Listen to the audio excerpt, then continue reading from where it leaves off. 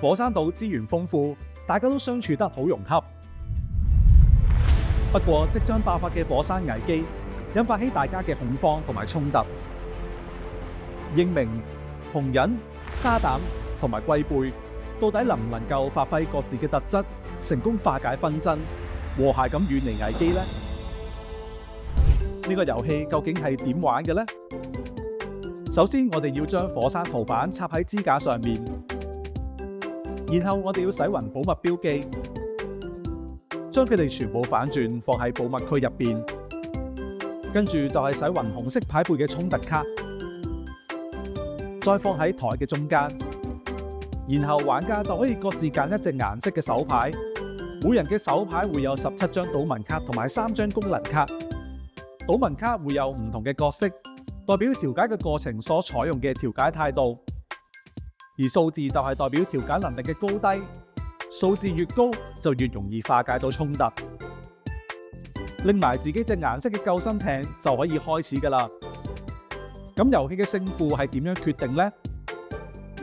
遊戲總共有15次衝突需要化解，如果成功調解到衝突嘅話，部分玩家可以抽一件寶物，同埋有機會得到衝突卡相應嘅證書，佢哋都代表住唔同嘅分數。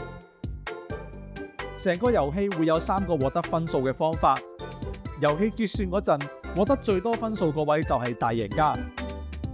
不過如果調解失敗，火山情況就會惡化，3次失敗之後，火山就會爆發，冇人成為贏家而結束遊戲。咁每一次調解，我哋要做啲咩嘅呢？喺整個調解嘅過程，有2個完成任務嘅方案：合作同埋支配。喺一開始，我哋就要喺牌庫入邊抽5張牌成為手牌，然後分開衝突卡，然後我哋就可以揀一張卡牌出嚟調解。當所有人都出晒牌之後，我哋就可以翻開自己張牌。我哋第一步要睇嘅係場上面有冇英明同紅忍，有嘅話，我哋就要從合作模式開始計算，睇下合作團隊嘅能力值加起嚟能唔能夠解決衝突。咦？所有英明同紅忍加起嚟就已經大過衝突嘅數字，成功調解到，太好啦！如果合作模式第一次調解下未能夠超過衝突卡數值，而牌局上面有紅忍，所有打出紅忍嘅玩家都可以使用支援能力，喺手牌入邊再出一張賭物卡，將數值加喺紅忍身上。你睇，支援之後，合作團隊又再一次調解成功啦。如果牌面上冇英明或者調解失敗，我哋就會考慮用支配團隊去化解衝突。呢個時候，如果場上面有沙膽，所有玩家嘅賭文卡數值都會歸支配團隊所有。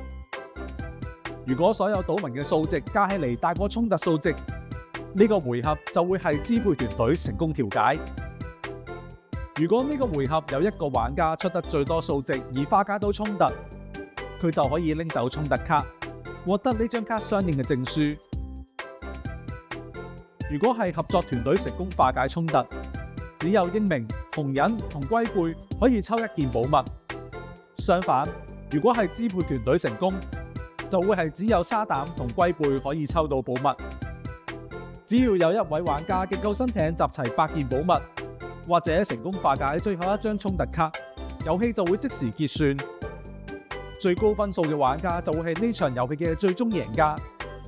各位朋友仔，係咪急不及待想試玩呢？快啲一齊嚟試玩呢款遊戲啦！